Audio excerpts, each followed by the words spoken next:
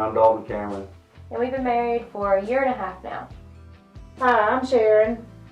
And I'm John. And we are the Caldwells, and we've been married for 18 years, but been together for 26 years. Hi, I'm Jackie Polk, and this is my husband, Dennis Polk, and we will be married 51 years this February 26, 2022.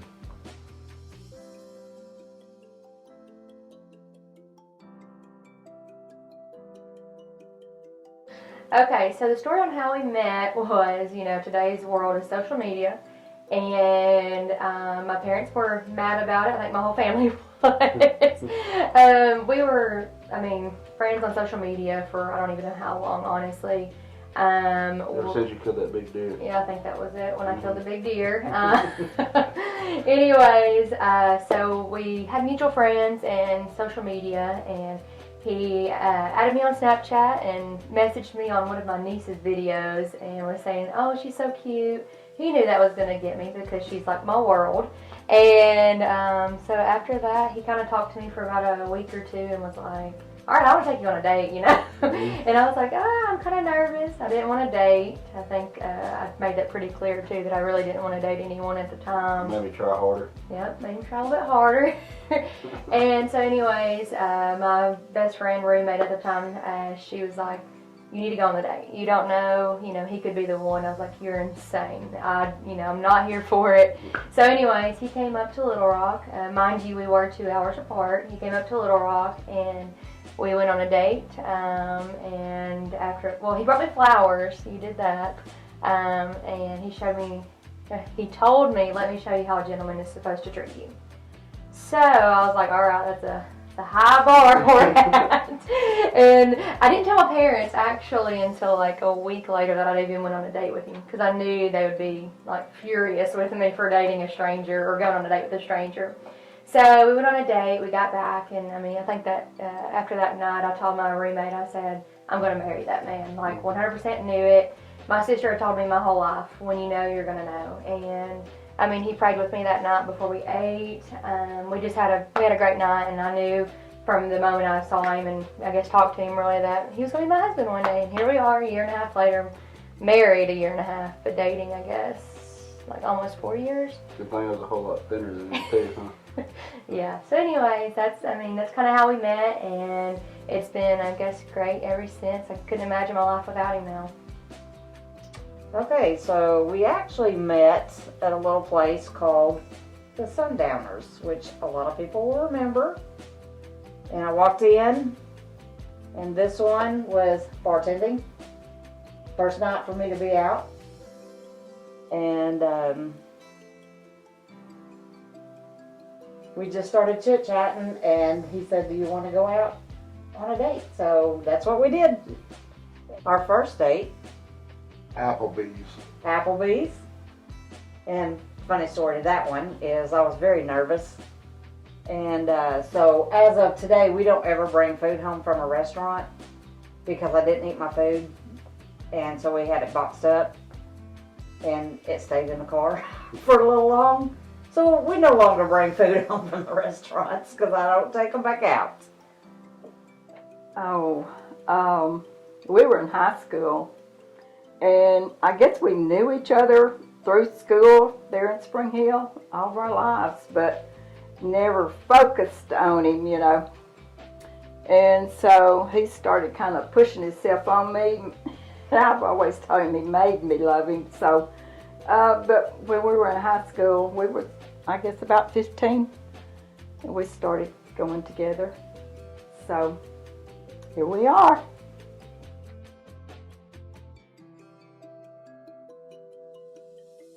So, she lives up in Little Rock, and I had this big plan of trying to get all of our friends and family together. So we got our whole friend group from South Arkansas, all my buddies I worked with, that she became really good friends with all their wives.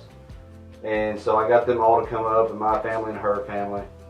My mom, my real mom come down from Missouri, and my dad lives there in Little Rock, and my stepmom, and they all came, my sisters, and it was dead hot summer, and I'm Oh, hey, we're gonna have to walk across this bridge. I'm taking you to this. Wait a minute, though. We were supposed to ride scooters. He had been promising me for probably like There wasn't 2 any months. scooters over there, so we had to walk. And the whole time I had her ring in my boot. It was the worst walk ever. And It's a pretty good walk too. I mean, that bridge. Yeah, we had to go like up 2 elevators to get up to where everybody was at. I had everybody at the end of the bridge gonna surprise us. Well, they texted me right before, or actually I was on the phone with it was Reed, wasn't I it? think so. It was my best man at the time. He called me and said, "Hey, we're up here. Come all the way to the end. We're at the end and stop in the middle." I was like, all right. So I stop at the middle. I see the girl that's taking the pictures for us. I never saw I had a her. photographer She was there taking for us. pictures for another couple or acting like it, I think. Yeah. That's what she said. Yeah, and I saw all my family. We had like what 40 people there, There's a lot of. and they're all like in this one little corner. I just see them all down there, like kind of looking at me. And they said middle, so I started acting like my boot was hurting me and stuff. And I got down on one knee, and I was like, ah. And I was sweating, so I was like, come on, let's go. I pulled up my pants leg and pulled it out, and I still didn't see any of them. And and then she saw it, and she just like, thought she immediately started crying. It was Well, awesome. because you know how much family means to me, though, too. So, and to have them all there was very special. Yeah. And so everybody's running up and screaming, and you can hear one that always stands out to me in the video is Reed is in the background. It's like, my boy, and everybody's laughing, hooping, and hollering, and all the people around us that we don't even know is, I don't know, it was just a real special moment, and I don't know, I'll always cherish that. Yeah. So We just decided we were going to get married. Been together. We, both had been married before. And so we didn't have this big formal proposal, and we just knew we were going to get married and set a date. There was not really a proposal. Well, she insisted. What? Wasn't a proposal. I just said, when are we going to get married? And he said, oh, in the spring. I want to wait till the grass puts up for the cows. And I said, which spring? And he laughed and he said, I don't know. And I said, that's got to be right away. Because that was in February.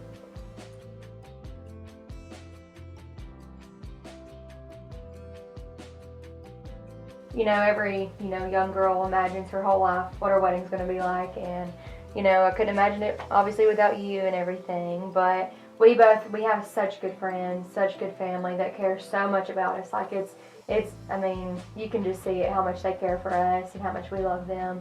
So, our wedding, it was right during COVID, so I was like, are we going to cancel? Like, what are we going to do? And it was kind of difficult. It wasn't too stressful. I'd always heard that, if you stress about it, it's going to make it, worse. So I tried the whole time. And I thought I did pretty good on not, stressing out about everything. I did pretty good. And anyway, so, we had, the food, our families, friends, everyone. And I guess, honestly, the wedding day couldn't have gone any smoother. I hear people having, tragedies, throughout the day and everything. it was just hot. And honestly, I think our only complaint was that it was just so hot. Other than that, from the morning to the end of the night, it went so smooth. It flew by. And it flew by, yeah. But then we, at the end of, I will say one thing that went wrong was rehearsal dinner. We had a video to show our whole family and friends, and I say all the time that something's always happening with Dalton and I. And I think the one time that something's went right was the wedding. The absolute best day, I think, of my life and his. So it was, everything I could have ever dreamed of and more. I wouldn't change a single thing about it. I know people say, go to the courthouse, get married, I wouldn't have changed anything about it. It was absolutely amazing, God's love for us, and He put us together, and, I'm just so thankful for Him. Our wedding was actually in the backyard of Owen Dorman's house. It was Jonquil Festival weekend, and we knew we wanted Owen to marry us, and we had to wait for him to get through working the Jonquil Festival before we could get married. So after he got through, we went, and actually our grandson TJ and them lived beside him, and they were pulled in behind us there, and he said, I want to go watch them get married. So he actually went to the backyard with us as we got married in Owen's backyard. Oh, that was great. We had a couple of friends, one that lived in Nashville, and he was, he knew this preacher up there, and Dennis had called him to see if we could get married up there. And the preacher was A.D. Stuckey at the Baptist church up there. I don't know which one there in Nashville, but anyway, we went to his parsonage on Friday night, and he married us, and we spent the night there at Nashville at the little motel out there on the north side. And we both he had to be back to work early the next morning at 6:30, and I had to be back at 8:30. So, and then the next night, which was Saturday night, we went to Texarkana and spent the night. We came back home Sunday morning.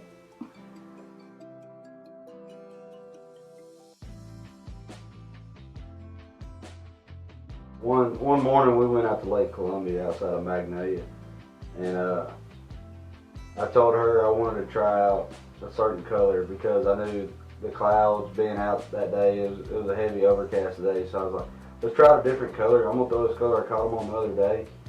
Well, I want you to throw this color. And it was a June bug. I wasn't catching anything. The fluke. And I put it on there for her. And then she starts wearing me out. Like, she had four pounders in the boat before I had one. And then I was like, hey, I'm gonna change baits.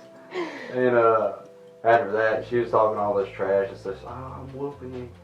And then all of a sudden, it had a big turnaround there at the end of the day. She wasn't too happy about it, but she's very competitive. So I just thought it was so funny that like we were right in front of a guy. She just caught two back to back in front of this older gentleman, and I'm like, she's gonna put it on us both today. I mean, it was pretty fun. You got anything to add to that? Well, my most cherished, I really do think, we kind of mentioned it earlier, is that it goes back to our wedding, our first look. We did do a first look instead of doing like the traditional because I wanted to get the pictures and I really wanted the intimate of just me and him in the moment. And, you know, he's a big teddy bear. He doesn't want to act like it, but he is. And him seeing me when, like, for the very first time, it was very special. In the end, also, we did gifts together, and it's just crazy because it shows kind of how we center God in our life. We both got each other a Bible as a gift on our wedding day. So that was very special. It's one of my favorite memories I think of us was, you know, us on that moment together. So get touched up. The trips that we've gotten to take together. We've got to do some exciting trips, like on a motorcycle that I never thought that I would do. That we rode all the way to Daytona, Florida on a motorcycle, and I had never been on one. We've got to go to Sturgis. We've got to experience skiing in Colorado. So my cherished memories are getting to spend time with him, traveling, and we actually get to be away from the restaurant and spend time together without, you know, any of the restaurant involved in it. So that's cherished memories to me. Our whole life together. Yeah, it's Me. went by real fast. Because we think, you know, time has flown by, and we've really had a good time being married and cherished every moment. We just have a good time, and it's been a blast.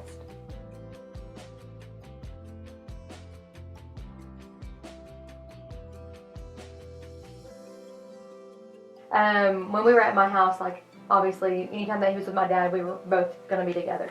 So I was doing something that day, and he gets the bright idea, let me ask her, like, her dad's hand in marriage while she's here. And knowing, like, I mean, he didn't know my dad's reaction anyway. So, like, I'm in the back doing other things, and then, I came out a little while later, and I walked in the room, I'm like, my mom's crying, my dad's, like, choked up. I'm like, what's going on? And I was like, is everything okay, you know? And my I'm dad, sitting in the back. like, Dalton's like, how about y'all just don't say anything, you know? And my Red pops around and yeah, my dad just like looked straight at me like pure shock, and he said, well, your fella just asked me if he could marry you. And so my mom, I'm telling you, if looks could kill. I thought Ange was about to whoop him or something. Because my mom literally, oh my gosh, it was great. She was so mad at my dad, and I just like looked, I was like, I don't think you were supposed to tell me that. So anyways, it was like not funny at all in the moment, but like, I mean, after it was pretty funny, because I mean, my dad said, he's like, well, I didn't know what I was supposed to say in the moment. And I said, you weren't supposed to tell me that. So I knew that he had already asked my dad's hand in marriage, and then it was a couple months still after that before he even asked me. So, I mean, I knew it was coming, I just didn't really know when or how. And so anyways, that's really funny, is because my dad, he can't keep nothing. I mean, it was all over his face. He just had to tell me right then. He said, what are you supposed to expect whenever he asked me whenever you're here? And I mean, I just didn't know what to say. So yeah, I just kind of, that was a good one. We were heading to King's Blues Festival in our RV. We had stopped at, I think it was, we had gotten breakfast at Tab's. And here I am, I've got all my stuff on that we're going to wear for the festival, the blues festival that night. And we're heading out of town, and sitting back there at the table in the RV, John's driving. About time he takes a curve, I'm wearing the food and my Diet Mountain Dew all over me, and I'm in the floor of the RV. So it wasn't too funny at the time, but now it's pretty hilarious to think about me flying out of that seat.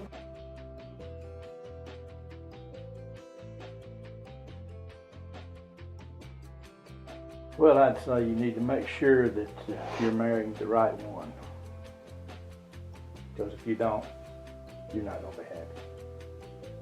And you not only will not be happy, but you mess up other people's lives during that time. And the good Lord can help you seek out the right one if you just give him a chance. Do what John says to do, and then you'll have a long and happy marriage. No. And things will go smoothly. Yeah, things will go smoothly. I guess just communicate with each other, and get John to listen, because he can't hear, and Bedroom to the opposite end of the house. to watch our own shows, because we do not watch the same She things. calls me every now and then Yeah, I do. from the other end of the house. Oh, yeah. well, I think the most important thing, we've already kind of talked about that, is just keeping God center. I think we both helped each other grow their relationship with God. I think some advice that I have is, I mean, it goes along with that, is keeping, God at the center. And we wouldn't be who we are without him. We wouldn't have the marriage that we have without him. I think made that pretty clear whenever we first started dating, that he's going to be first and we're going to be second, and then after that everything else will just fall into place. I think you got to choose your battles in marriage. I've been told that so many times, because us women, we get mad about that shirt laying over there or this and that, and at the end of the day, I got to remember that you can't just fight over every small thing, because if you do, it's going to be miserable. Same thing with going to work. If you love your job, it's not work. But like in a marriage, I mean, I love him, it's not hard, it shouldn't be hard. And if it is, then it's not right. And same thing with your work. I mean, if you go to work and you hate it, you're going to be miserable. I mean, same thing in a marriage. If you don't 100% know that's your person, that you love them, you're going to be miserable, and you're just honestly wasting time, because you'll know. And that's what I tell everyone all the time. I said, I never thought that was even possible, to think that you really knew who you were supposed to be with. And then, I kid you not, the first day I said that I'm going to marry him. We have a video of it that I said I was going to marry him, and here we are now. And I think that honestly, just you have to pick your battles. I think that you need to just really let that other person know that you care about them. Make time for them. We get so busy in this life. I know we don't have kids yet, but we're surrounded by kids, and I think that's something that someone tells us all the time is that you've got to make time for one another. No matter what you have going on, you've got to make time for one another and just, I mean, show that person that you love them. I mean, not every day is going to be rainbows and sunshine. You're going to have hard days too, and we've had hard days. I mean, you know, some that we never thought that we would even have, and you know, we've overcome them, and it's made us stronger. And I mean, it's just, I couldn't imagine a day without him, honestly. So I pray about it, and you know, just keep moving forward and always try your hardest. Don't give up. You know, it's not supposed to be easy. So yeah, that's about all the advice I really have. We've only been married for 1.5 years, so we're still learning. You know, we look up to our elders and you know their marriages, and so I mean that's something that we, you know, we have so much room to grow as well. And what we're building now in our marriage is our foundation for our future kids and future grandkids for them to look up to also. So we want to live for the Lord and let Him glorify our lives to other people, let them see our lives. So yeah, that's about all.